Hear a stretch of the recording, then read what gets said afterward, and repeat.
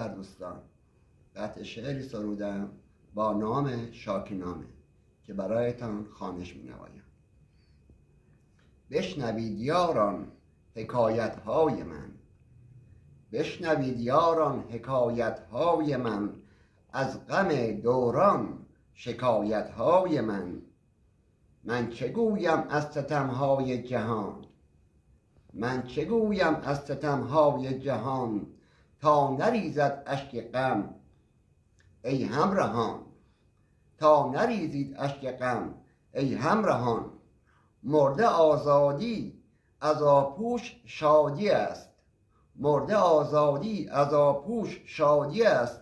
کوچه بازاران تهی آبادی است، نیست رادی پهلوانان مرده اند، نیست رادی پهلوانان مرده اند. شیرها را در قفسها بردند، نور تابان جرم شد ای وای ما، نور تابان جرم شد ای وای ما. اشک در چشمان و بغض آوای ما، باد صرصر شد پدید در بوستان، باد صرصر شد پدید در بوستان. کرد دریغ آب باغبان از گلستان، ناسپاس بودیم ز پیشین باغبان، ناسپاس بودیم ز پیشین باغبان.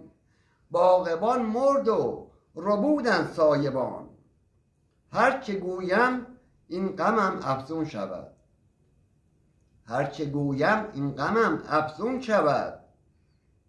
حال خواننده بسی دلخون شود، ای شخاب شیون مکن از زندگی، ای شخاب شیون مکن از زندگی.